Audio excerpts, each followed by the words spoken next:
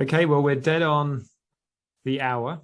I've got the noise of the orchestra around Mount Royal University, where I'd like to just acknowledge that we're broadcasting from Calgary today, and I honor and respect the land, people, and cultures here in Treaty 7 territory. So welcome to the first in Scaling Up Stories with our resident expert, Verne Harnish, and our very special guest that we're delighted to have with us today, Senator Scott Tannas. I'm just going to provide a little bit of an introduction to the session. Some of you may not know who I am.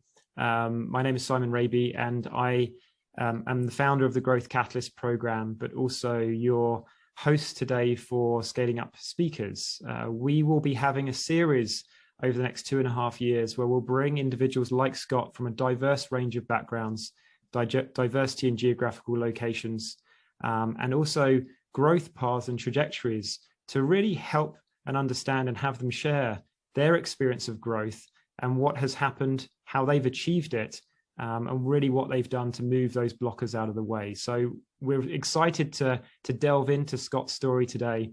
I know I am. So in terms of the background, I'm just going to provide a welcome. So I'll provide an intro to Verne and to Scott and provide a bit of their bios. Verne's got some content. So Verne's going to share, he's got lots of content. Verne could easily share more than just an hour. But positioning the day and positioning this particular talk around scaling up and what we really want to focus on. And then we're going to have a bit of a fireside chat between Scott and Verne on that particular topic. And what is it that Scott used and took advantage of in his scaling up methodology that really helped to make the difference. And then we'll have an opportunity for Q&A. So what I would say, you'll see in front of you, there is a Q&A option. You will be able to submit questions through Q&A and we'll get them directly on our end. So do feel free at any point during the conversation to provide your questions and we will do our very best to answer them towards the end. We'll give about 10 to 15 minutes for questions at the end. I've already had some pre-advanced questions, so we already have a lot to go at, but please do continue asking those questions. Just to talk about the Institute for Innovation Entrepreneurship and to position this series, the Institute of Mount Royal University is focused on developing high impact talent through transformational learning experiences. This is an example of that. We literally this morning kicked off the first inaugural cohort of the Growth Catalyst program with 15 organizations that are going through a transformational experience over the next 7 months to help reignite and reimagine how they can achieve significant growth within their businesses. And so we're super excited to have obviously Verne and Scott with us for this keynote today. And to thank our funders and sponsors. So, we're delighted to have a corporate sponsor, TD, and through their ready commitment. Also, Prairies Can at a federal level and a provincial level, Alberta Innovates, and the Kathy and Bruce Williams Foundation and Fund, philanthropic donors to the Institute and to this particular thought leadership activity. So thank you so much for being big supporters of this work and really focusing in on how Alberta organizations achieve greater scale. I know people calling in from not just across the province, but also globally, to learn these ideas and thoughts from businesses in this province. And we're obviously excited to be able to bring this thought leadership to the fore. So what are you going to explore today? I'm not going to get into too much of this, but you're going to have detail on the strategies that you use. You're going to understand some of those barriers, those hurdles that you need to jump. And you're also going to understand how to best execute. So without further ado, I'm going to introduce and provide an introduction to our speakers today. So our resident expert, Verne. For those of you who don't know Verne, he's pretty well known when it comes to scaling up. Some would call him the scaling up man. He's the founder of the world-renowned Entrepreneurs Organization with over 16,000 members worldwide now, and chaired for 15 years EO's premier CEO program held at M.I.T, a program in which he still teaches today. Founder and CEO of Scaling Up, a global executive education and coaching company with over 200 partners across 6 continents. Verne's you may well have used his best-selling book, Mastering the Rockefeller Habits, And he's also authored The Greatest Decisions of All Time and the Scaling Up book, Rockefeller Habits 2.0. These books have been translated into 22 different languages and have received awards, including the prestigious International Book Award for Best General Business Book. His latest book, Scaling Up Compensation, shot and rocketed to #1 HR book on Amazon. Verne also chairs annual scale-up summits. You can learn about those, serves on various boards, and ultimately is a private investor in many scale-ups. Personally, Verne enjoys the piano, tennis, and magic as a card-carrying member of the International Brotherhood of Magicians. So he might have something up his sleeve for us today. Let's wait and see what happens. When it comes to Scott, so much to say about Scott, but Scott Tannas is a proud Albertan, born in High River, Alberta, where he resides with his wife, Taryn. Together, they have 4 adult children and 3 grandchildren. He's the founder of Western Financial Group, having served as its CEO from 1996 to 2014. And from humble beginnings as a small town insurance agent in High River, he engineered the building of Western while fostering a corporate culture of truthfulness, fairness, value, and loyalty. The company now has more than 2,000 employees working in over 220 offices that stretch across Canada from coast to coast. Scott is also the only current senator and the 5th in Parliament's history whose appointment to the upper chamber came as a result of a public election process. He was one of 13 candidates in 2012 in the Alberta Senator-in-Waiting elections. So we are very thankful to have him in that membership in that group today. So without further ado, I'd like to pass you over to Verne and Scott. I'm going to stop sharing my screen and welcome you to the floor, and really looking forward to this conversation, the two of you. You got it, Simon. Hey, and by the way, you know what? I'm going to dispense with PowerPoints. 2 things went away, ties and PowerPoints. So let me just share some ideas. First, I want to give you guys, and welcome Scott. You know, Scott, one of my star students at that MIT program, clearly went on to do some unbelievably great things. So Scott, looking forward to getting over to your story quickly. First, I want to give you guys a news update. I don't know if any of you are familiar with the rapper 50 Cent, but he just changed his name to 85 Cent because of inflation. So, all right, we're going to keep this thing light. But what I thought I would do is I wanted to really share 4 ideas among the many that we've got in scaling up and that Scott's used in order to scale. Because I mentioned 40 other books in my book. I hardly have all the answers, but maybe these 4 ideas will be helpful. And I'm going to put them in the context of having launched the Young Entrepreneurs organization called EO today. So the first idea that I think is critical around our people, strategy, execution, and cash was an idea that I really picked up from Steve Jobs. You know, Steve was the original Young Entrepreneur. I had a chance to host his first public speech after being fired from Apple. And I had Michael Dell and Mark Cuban and Bill and Julie Bryce and Neil Baldwin, California Closets there in '86. And after he gave this unbelievable speech, he came up actually to the party. I thought he was just going to head back over to Pixar.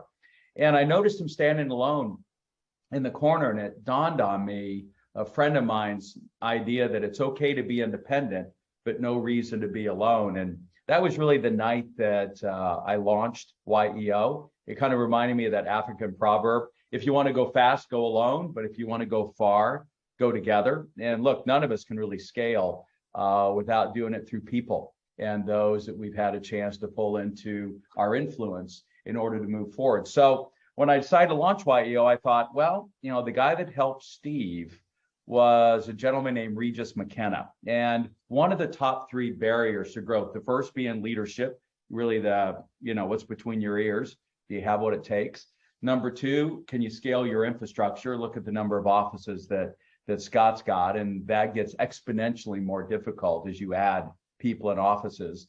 And then number 3, it really comes down to marketing. I mean, the market makes you look smart or it makes you look stupid, and it's no reason to go against the trend. And so the guru that taught Steve Jobs marketing was Regis McKenna. He also taught Intel, Genentech, and most of Silicon Valley. And a lot of the marketing gurus like Jeffrey Moore, Crossing the Chasm, others came out of Regis's shop.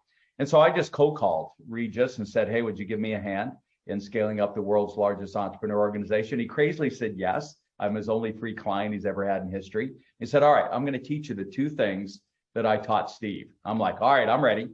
He said, first, he put his finger up, and I'm like, what's that? He said, you need to set aside 1 hour a week for marketing, separate from sales. By the way, Steve, when he came back to Apple, only chaired one function, and that was the marketing function. And it was a 3-hour meeting every Wednesday afternoon. So Steve stuck to that rhythm. And then he said, what you're going to work on in that hour is this list. And I want you to take a piece of paper out, and I want you to make a list of all the influencers, the people that you need to bolt onto your vision in order to make it a reality. And look, I'm young, dumb, and broke, student at Wichita State, just kind of down the road from you in the US. And so I just boldly wrote down President Ronald Reagan. I was going to make him the first president to utter the word entrepreneur. And crazily, I did, and got invited to the White House. And that's a whole longer story. Then I put down Steve Jobs and Mark Cuban, and Michael Dell, and Inc. Magazine, and Venture. And we spent 36 months working through that list. And in 36 months, we were global. And so I remember when Dave Rogenmoser wanted to launch Proof down in Austin, he took a piece of paper out that first weekend and said, all right, here are the 50 players in the industry I want to dominate. He didn't know one of them. No different than Steve Jobs when he wanted to launch iTunes, made a list of the top 25 players in the music distribution industry. None of them would take his phone call, even though he was Steve Jobs. And so Dave and Steve each found somebody that could help him get to the rest of the list. It happened to be Don Henley, the drummer for the Eagles, for Steve Jobs. And it happened to be a gentleman that Dave ended up giving 1% of his company to, but ultimately networked him to 48 of that 50. And it's crazy. Overnight, in 24 months, Steve was the king of music distribution, and Dave Rogenmoser's company went kind of from 0 to 14 million ARR overnight. So the first thing I want you to do is in scaling is you do it through people, you do it through others, and the bigger the names that you can bolt on to your vision and get bought in as investors, reference customers, key employees, advisory board members, and just fans, the faster you will scale. The second, when it comes to strategy, is it really comes down to owning some very important real estate in the minds of your market, and that is a word or two. If you want to order pizza, Domino's managed to dominate those two words globally, put 4 billion in Tom Monahan's hands. I thought Young Entrepreneurs Organization would be a good name. It proved to be that, as Scaling Up has. And so what is the word or two that you can own in the minds of the market? And if you're like Google, they said, hey, we want to own the word search. Yahoo had it, and they ended up stealing it from Yahoo. And so if you can take your competitor's word, it's a powerful thing to do. And when we look at strategy, and so naming things, and particularly a service company, sub-branding, so that people can point to, I do that Rockefeller habits thing versus that stuff that Verne teaches. Branding and owning words in the minds of the market is a very important decision that you want to make, and then get about owning them through your efforts of controlling the ink around those couple of words. So for us, if you Google scaling up anywhere in the world, I dominate that term. We also wanted to dominate scale ups, the term we give for fast growth companies. So we launched a media site, scaleups.com, and we're able to dominate that as well. And that really feeds our global beast of an organization. When we then talk about execution, it really came down to 3 Rockefeller habits that I learned from John D. Rockefeller, at the time the wealthiest guy on the planet as a percent of GDP, still holds that distinction today, even up against Elon Musk. And he really mastered 3 things. First, and we just lost, I don't know if you heard, Scott, one of our first speakers every year was the famous George Native, who founded Boston Chicken, Boston Market. George passed away about a week and a half ago. And in fact, we're going to do a life celebration of George and invite us back, all of us graduates, to kind of a 30th anniversary of the first graduating class. And George always said something important. You can't sit on 2 toilets. You really have to focus, whether that's on that initial niche. And let me tell a story there. So I got to know one of the three co-founders of Airbnb pretty well. And what's interesting is it took them 6 years before they got any momentum at all. They thought, hey, we need to be, a global company. Who's your customer? Everybody. And they messed around for 5 years and generated nothing. They finally talked their way into Y Combinator, Paul Graham's famous, beast. And Paul finally, they still for a year later couldn't get anything done. And Paul finally said, all right, where are your best customers? And they say, well, everywhere. He goes, no. Right now, given the customers you have, where are your most customers? And they said, New York City, we have 20 beds. And he goes, all right, you Silicon Valley guys, you're moving to New York, and you're going to figure out first by hanging with the customers intimately. And by the way, you could literally sleep at their house. I want you to figure out why this thing isn't working. And they did. It was just 2 small changes they need to make. And then they stayed till they got from 20 beds to 200 beds. They made it in New York first. And then the company finally took off. And so this power of initially focusing on a core group of customers. For Southwest Airlines, it was traveling salespeople. For me, it was Washington, D.C. I made my name there first before being able to go global. And Airbnb, it was New York. So you can't underestimate the power of focus and being clear what is not the 5, but the one thing I have to do today, the sprint this week, the theme for the quarter, and what is the one main thing I've got to get done this year. Is if you've had a chance to listen or read Michael Dell's book, he did the deal of this century so far. It was his power of getting his company focused, not around 10, not around 5, but one thing. Every year, they would move his organization forward. Now, the only way you're going to know what that one thing is that you need the one thing that has won every market and every war. And that is intel, firsthand intel. Whoever has the best and fastest wins the war and the market. And that's really what the Airbnb boys discovered when they finally went to New York. It's the lean startup process now applied to scale ups, what we call the agile scale up. And so your connection to your market on a daily, weekly basis so that you can continue to make things easier. And that's the key strategy word. At the end of the day, let's not overcomplicate this thing. What you're trying to do is figure out a product or service that's going to make your customer or their customer's life or job easier. Are you easy to do business? Easy to get a quote from? Is your app easy to use? If it's not easy, then it's dead on arrival. And therefore, as a leader, your number one job is to figure out, all right, what do we have to do to make the job of our employees easier? You might substitute the word care for easy. Ultimately, if your employees don't think you care for them, they're not going to care for your customers, company, or you. And so if you can take care of them, then they're going to take care of your customers. Though I don't know what care means easily, measurably. So again, I think if you can make their job easy and you can then make the job of your customers easy, 1% improvement every week, compound interest is your friend. And by the way, that's been at the heart of one of the wealthiest guys on the planet, Jeff Bezos. Amazon's focus every week is what do we have to do to make it even easier for somebody to get what they want. Next, they're working on groceries. And then last, the only way you're going to be able to figure this out is to take that data and get in a room and talk about it. And if you want to move faster, you need to pulse faster.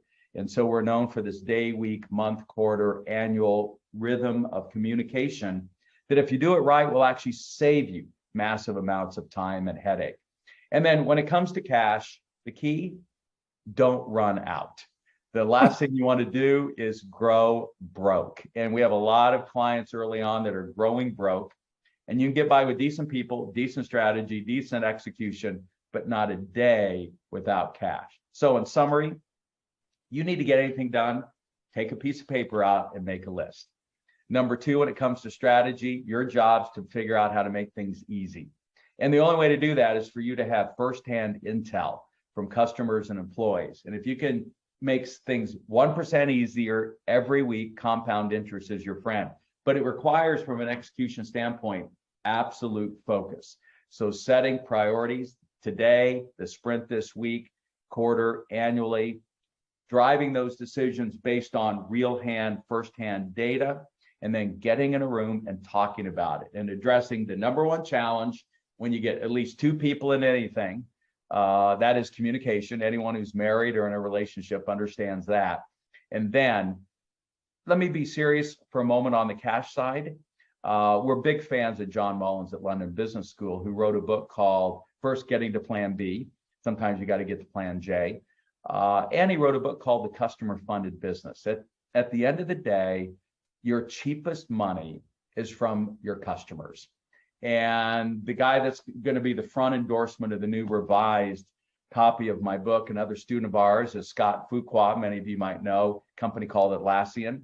Scott and his team were in my workshop in 2005 when they had 50 employees. Today, they've got 5,000. Back then, they were just getting started. Today, they've got about a $70 billion market cap, though I don't know what happened to the market today. And they managed to hold on to 72% of that company because they really grew it on the backs of their customers' cash instead of going out and giving away all the equity early on. So with those 22 minutes, my 2:22 Eastern time, my lucky number, let me stop there and welcome Senator Scott Tannas. Scott, and by the way, it's always been an honor to have you. You've been now investing in companies and bringing them down to our summits and continue and invest in our education. But based on some of those things I shared, tell your story of how you got this thing launched and scaled. So over to you. Thanks, Vern. Can you hear me okay? We can. You sound Great. Crystal clear. So I started as a small town insurance agent. I bought an insurance agency from two elderly fellows in my hometown. I had spent 10 years away from High River, working in the tourism field, with some side jobs, raised some money, saved some money, and had enough to buy this little insurance agency. It was myself and 5 ladies. We served the folks in High River. And the more I learned about the business, the more I saw opportunities to grow. There were lots of little insurance agencies in little towns that looked like High River that were owned by elderly, typically men, and they didn't have good, solid plans for succession. Most of them just didn't. And the fact is that they were high cash flow businesses and worth a lot. And the temptation for a lot of these guys was just to kind of step away and treat the business like an annuity. But for many of them, that didn't feel right either. And their customers were constantly trying to drag them back in. So the idea of building a network through acquisition was attractive to a lot of these people, particularly because they could see that we came from the same place. We were from small towns, and so we built. The first few acquisitions were done with the money from friends and relatives, and once we ran out of friends and relatives, we were floated a small stock issue on the Alberta Stock Exchange, a tiny little stock exchange, and that got us a few more acquisitions, and then the insurance companies started to notice, and they started to your point about customers, we represented insurance companies, and they provided a lot of the growth capital for the company. And so we grew it from 1 to 2 to 10 to 50 to 100, and it was about 140 when I retired. Now it's 220, continues to grow, and I'm really pleased that the head office, 150 jobs in the head office, are still in my little town, and it's wonderful now to be on to other things, but still connected and watch this company continue to grow. Well, and I love that you brought that up. It's interesting. I've been addressing a lot of college groups, and having founded the Association of Collegiate Entrepreneurs years ago, and I've been suggesting it is so much easier to buy than build, because getting from 0 to 1 is really hard. But getting from one then on up, it's hard enough. But right now, the market trend is, at least in the United States, about 2 million companies that are run by elderly baby boomers that don't have anyone that wants to take it over, that need to exit. And that's where the market makes you look smart or makes you look dumb. And so we think a great scale up strategy is through acquisition as much as through organic growth. And I had forgotten that's exactly how you were able to ramp up. Second thing I also want to mention, how big were you guys when you floated that stock? Do you remember what your revenue was roughly? Yeah, it was 5 million was our revenue. I know. And what's interesting, there's a lot of pressure right now on companies around compensation. And when you've got KKR, the big PE firm, who's emotionally talked about how they've granted stock to all the employees of the industrial companies that they own, which motivated Harley Davidson to give stock to all 4,500 of their employees, which motivated Bank of America to give stock to all of their frontline employees. We're competing with that. And so we used to go public earlier than what they've been encouraging now, but we've got a client that went public at 3 million. They've got a market cap 136 now. And it was that access to the public money and an opportunity to add that to the compensation plans that has allowed them to attract the talent and keep that talent when you're competing with some other major companies. Talk a little bit about how just important that's been to be public. It was huge. So Western was public for 15 years. And in that time, the stock price increased 11 times. So early employees were given opportunities. Every employee was given an opportunity to invest through a plan where they could put $1 in, and every dollar they put in, we matched it, and they could do that up to 5% of their salary. And we had about 85% continually who did that. When we eventually sold Western to a financial institution that kept it whole and kept the spirit of the company going, still there. There were lots of employees that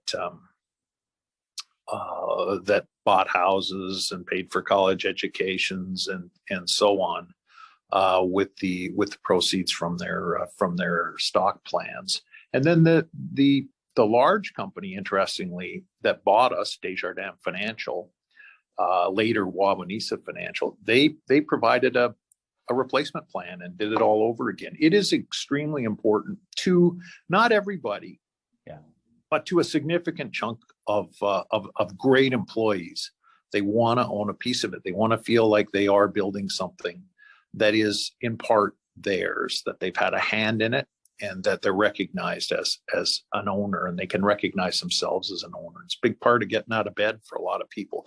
Not for everybody, interestingly, and that's something to keep in mind. I think when you launch these kinds of things, there are people who stress about owning a piece of the company where they work. They don't want to do that. It creates stress. So you have to be kind of understanding of those people and accepting of those people. They'll still do a great job for you. They're just not wired that way. But for the majority of people, it's an attractive component, no question. So let's go back to, Bill Gates had said something famously: we way overestimate what we can achieve in a year and way underestimate what we can achieve in 10 years. We talk about Jim Collins and Jerry Porras's big, hairy, audacious goal.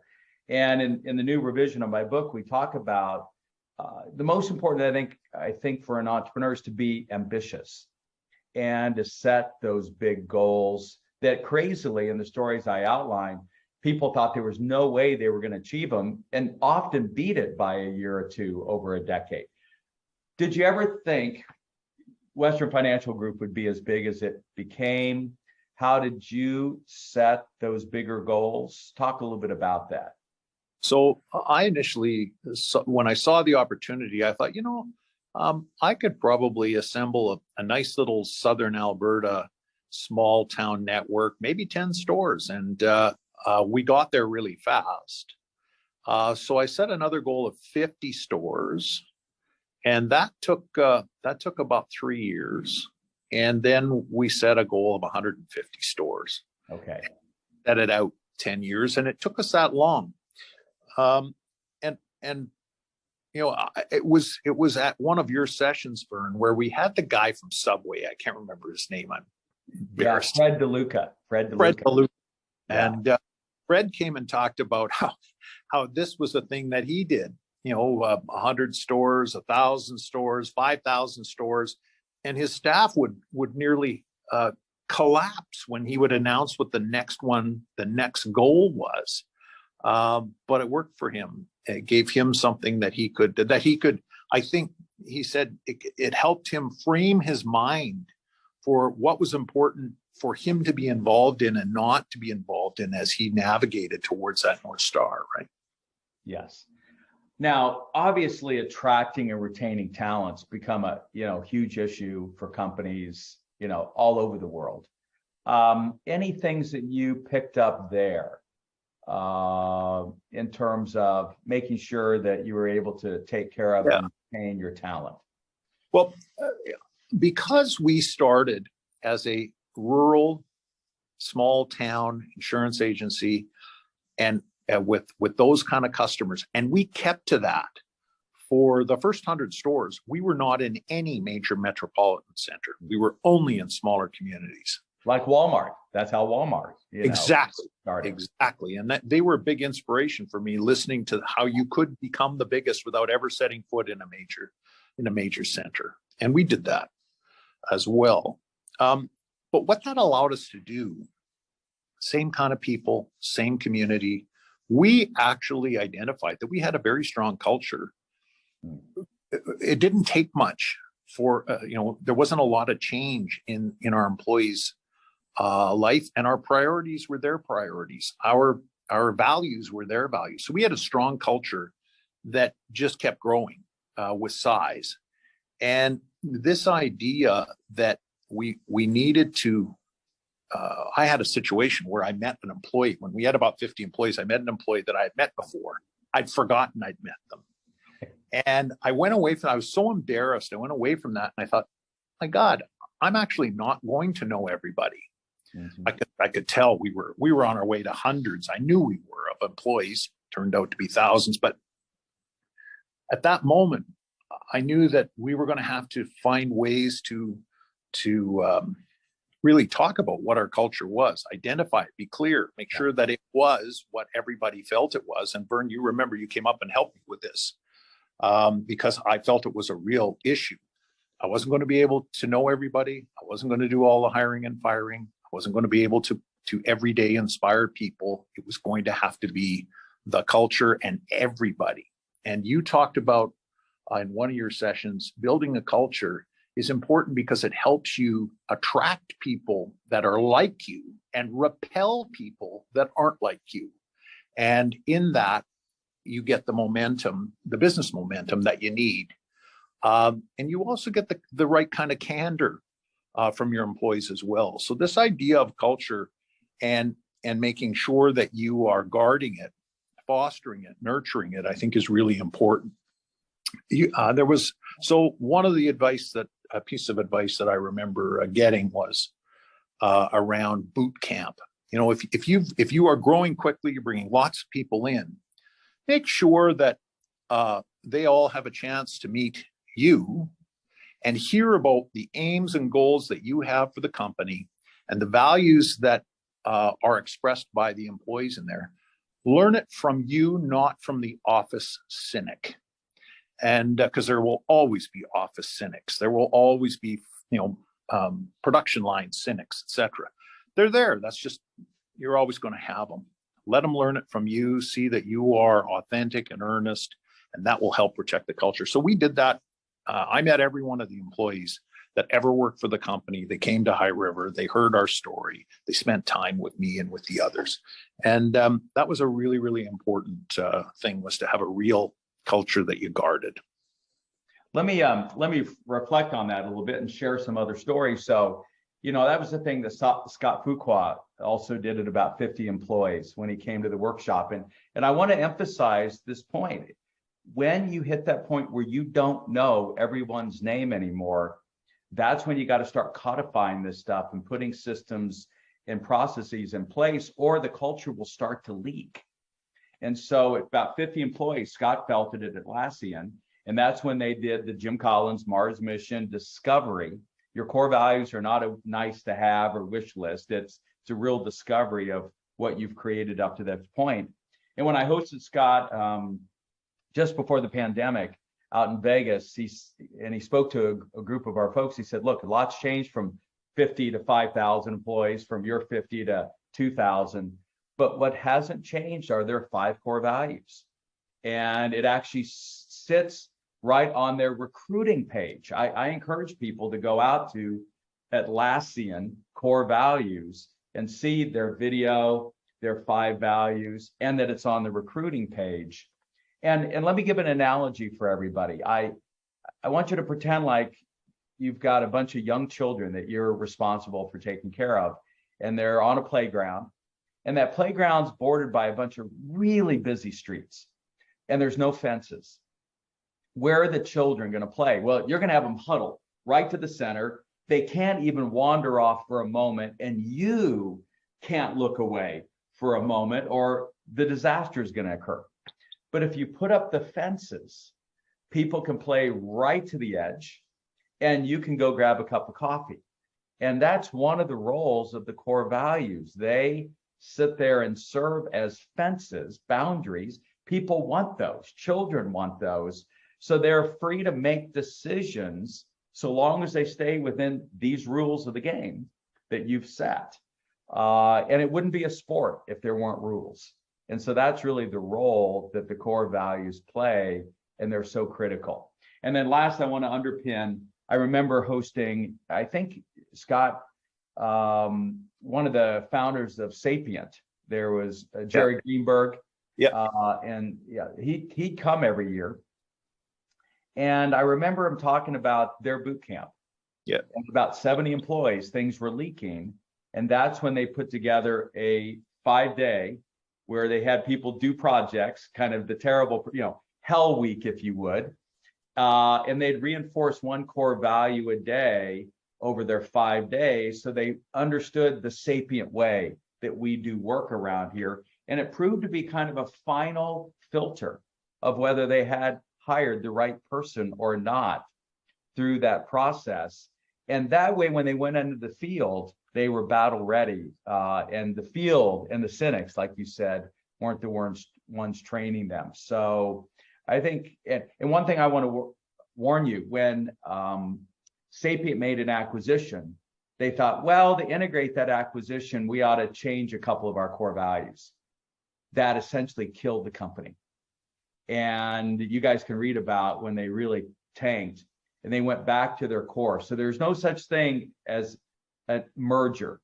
There's only an acquisition. And like the Borg, you've got to assimilate them into the culture. So any comments on that, Scott? We'll move on to strategy a little bit.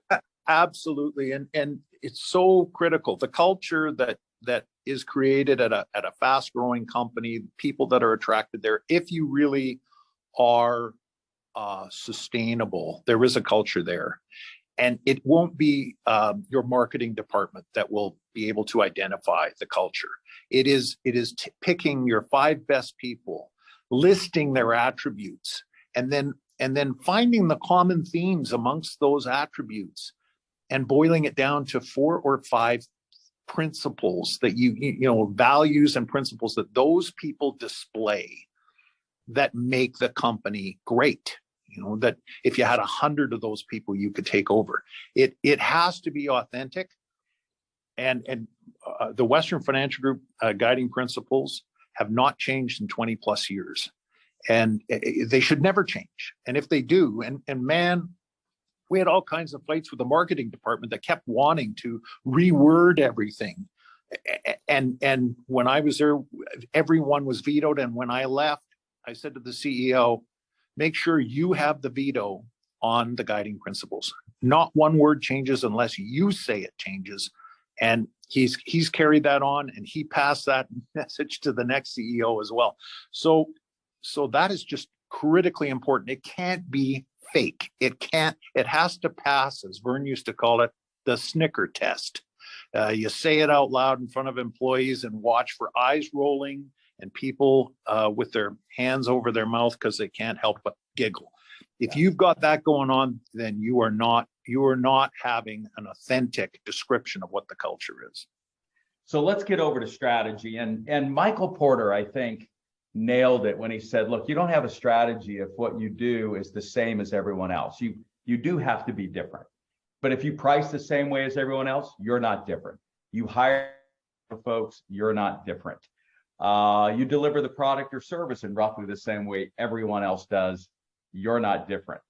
Scott, maybe putting you on the spot here a little bit, but how are you doing the business different than other folks in your industry that has allowed you then to differentiate and scale?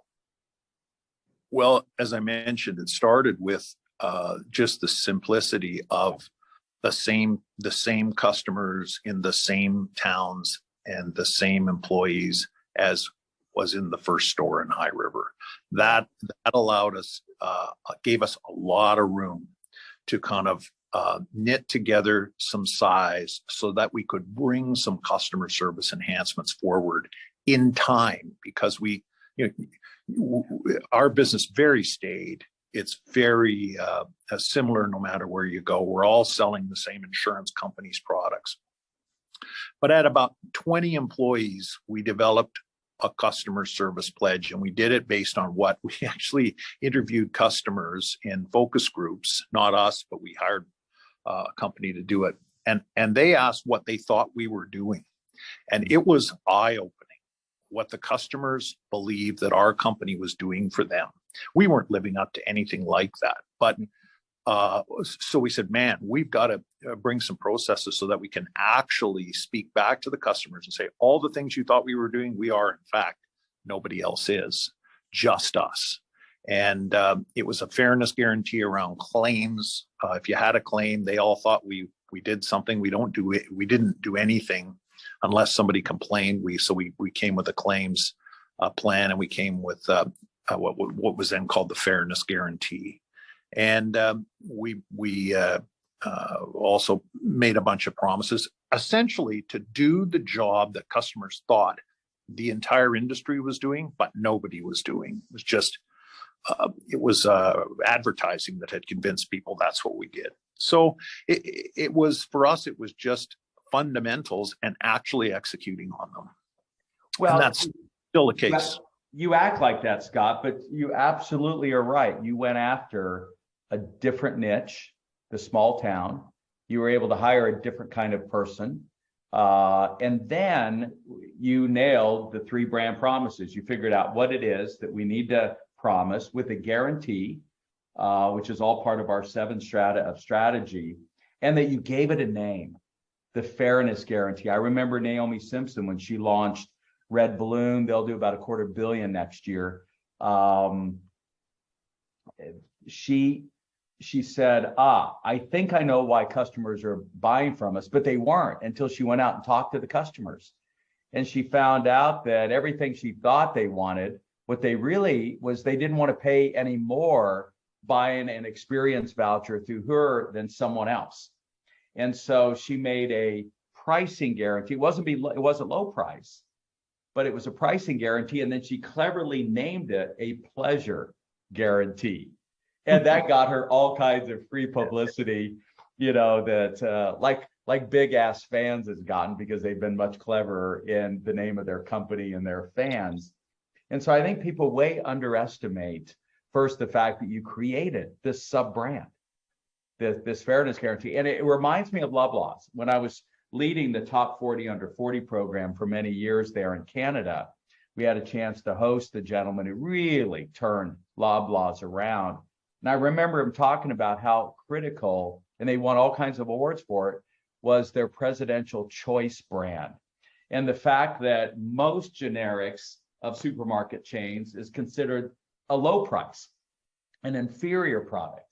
He said, we're going to do the opposite. One of the ways we're going to be different is we're going to make our brand name first President's Choice. It just sounded great. Maybe it could have been Queen's Choice, rest her soul. But President's Choice. And then it had higher margins than Heinz and all of those others, and played to Canadians' pride around Canadian, local kind of branding. And that kind of differentiation put Loblaws from nobody to one of the most respected chains on the planet. So differentiate on strategy. Now, Simon, I've seen you come in. Scott and I can keep talking, but let's take 15 minutes for Q&A for sure. Yeah, there's been a lot of interest and a lot of questions that have come in.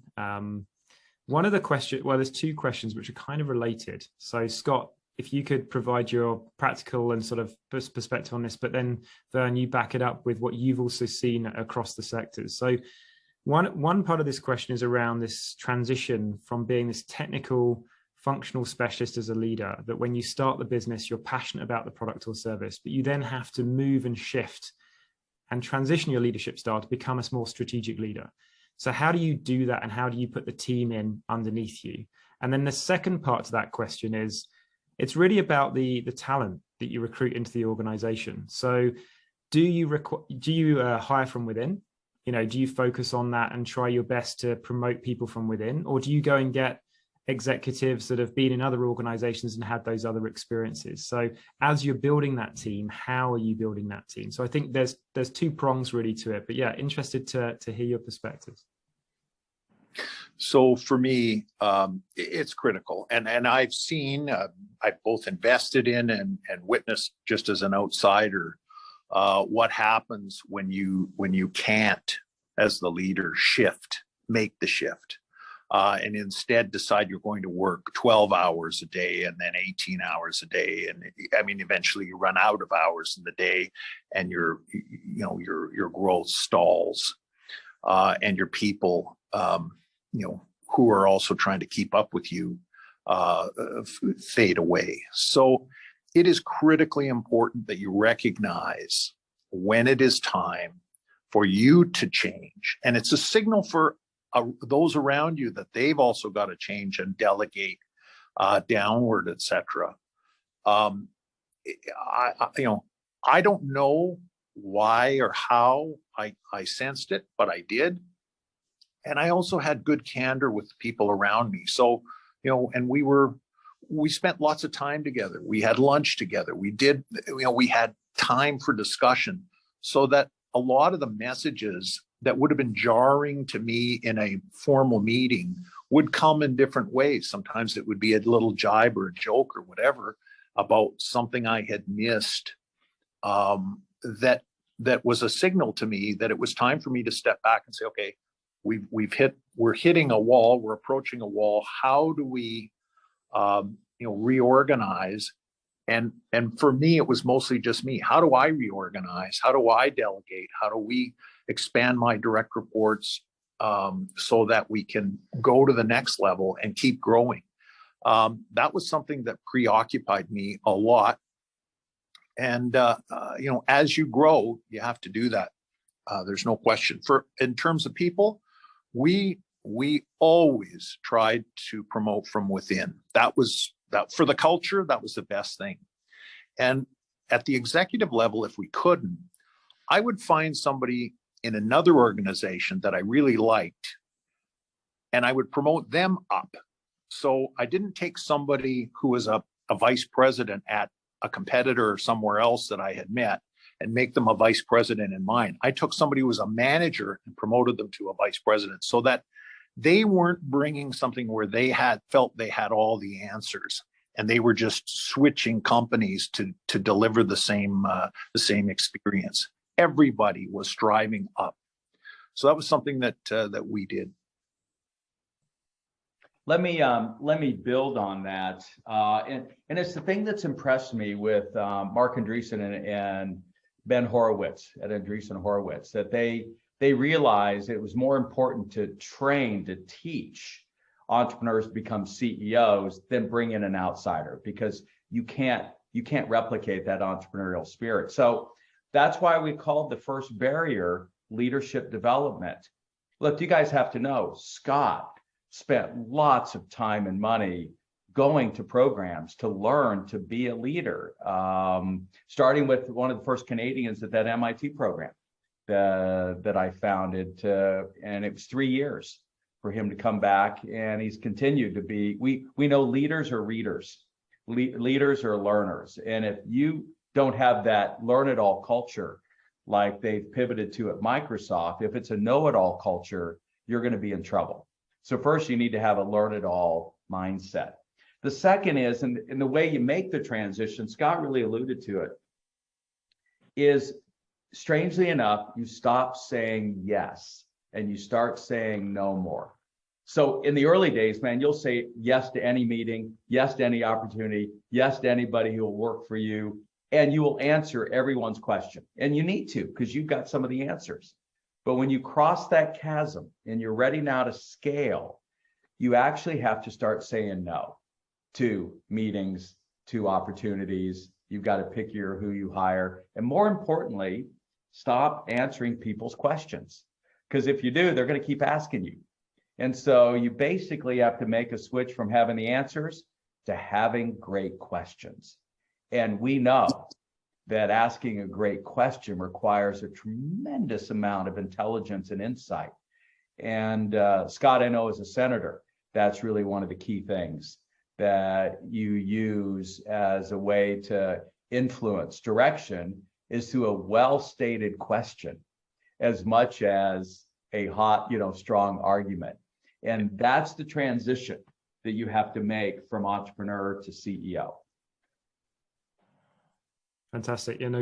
Great insights, and really important. We did have Michael, who is a best-selling author with The Coaching Habit, and he came in and he spoke about these issues. And there's 5 key questions he talks about. So there's great content out there to really learn and make that transition as that entrepreneur to CEO and really understand that. But we touched on hiring as well, Scott and Verne. And Scott, you mentioned about how you identify someone potentially in a lower level role and then you promote them into your organization, but someone who fits. Wondering whether you can both speak to, what are some of the key factors or even key, initiatives, approaches that you need to take when hiring really good quality people these days. Talent, the labor market's tight. It's not easy necessarily to get the talent you need, so you have to hang on to it. But if you need talent, where do you get it from? And what are some of those initiatives maybe that you can put into practice?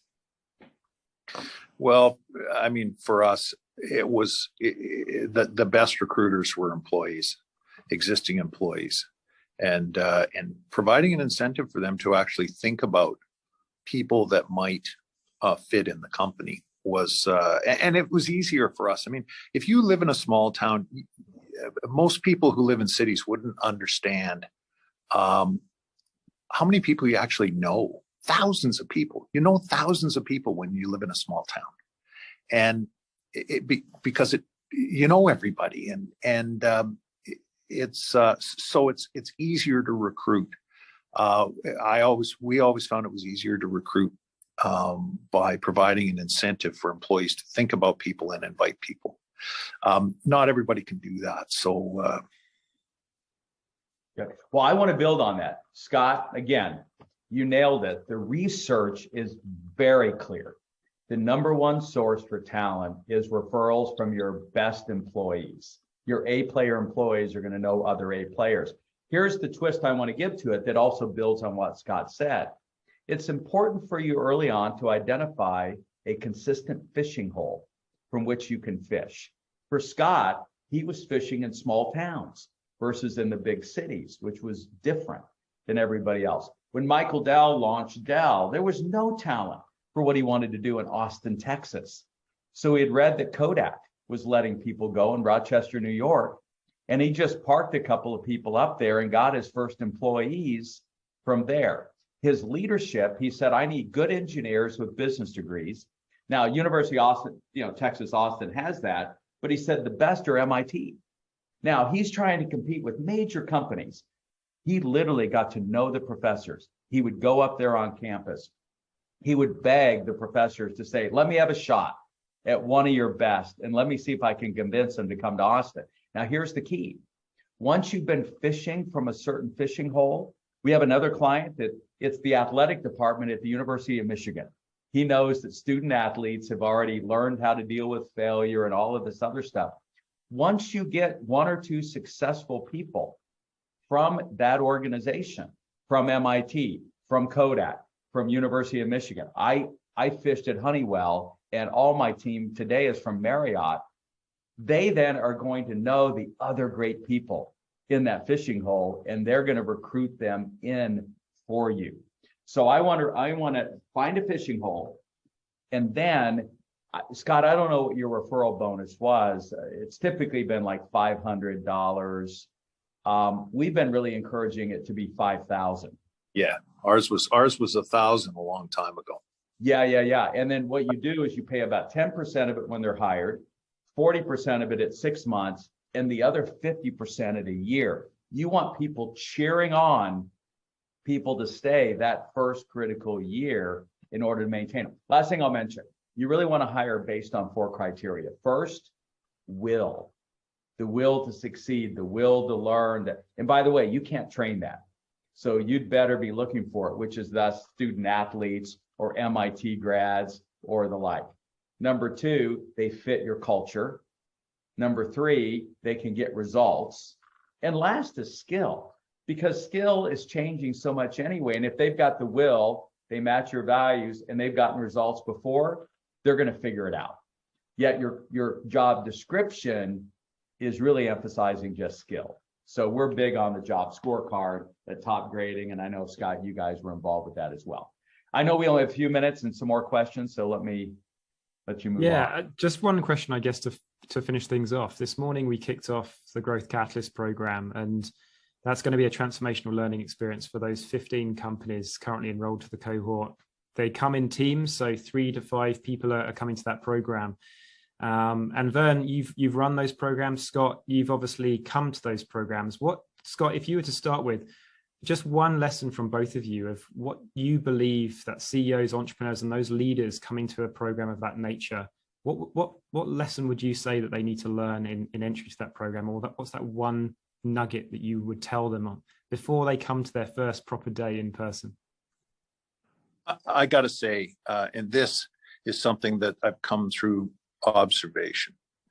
When you've got a fast growing company and you know it, it's like being at the front of a parade. It's a wonderful view. There's nothing but folks clapping. The parade's, as you go by, the parade is starting. And so everybody's fresh and excited.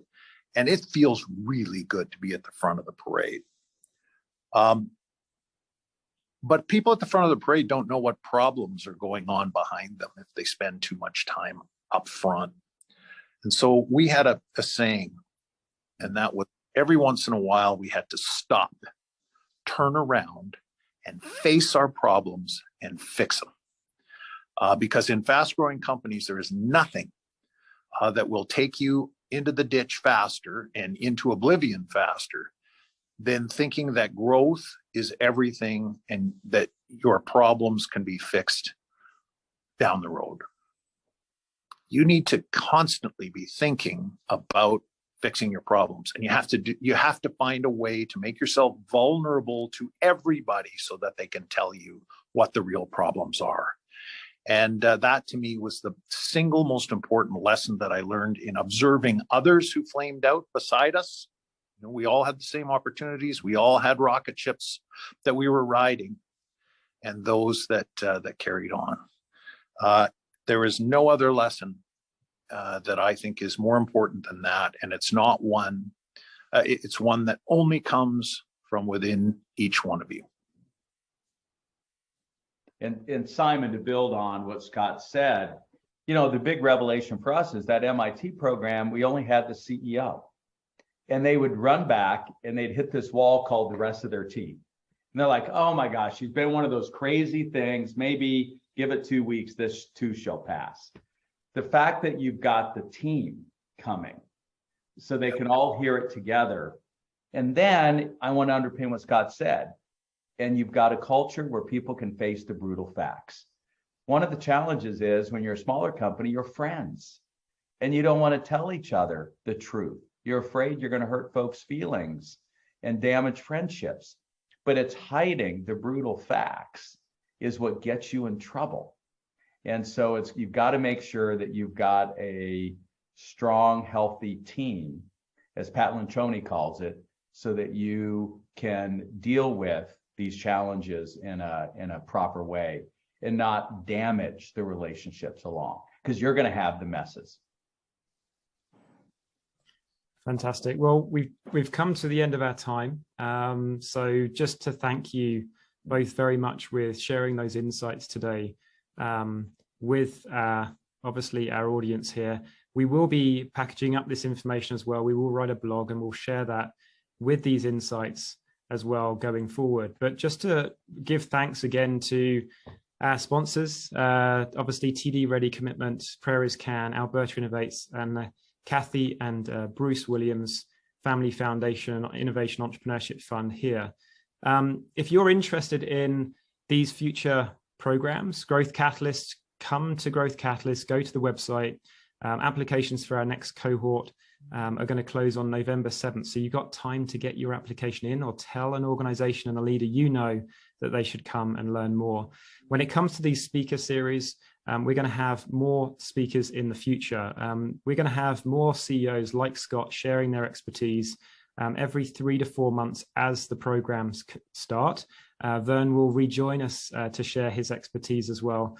And we're also going to have a number of experts, those individuals who have been there and have written the book. Just to let you know, our next one coming up, and this came up in today's kickoff session with our Growth Catalyst cohort, was the role that luck, serendipity, and chance actually play in strategy and business. And how is it that you can make yourself even luckier, take those opportunities that you spot and actually make them into big strategic outcomes and goals?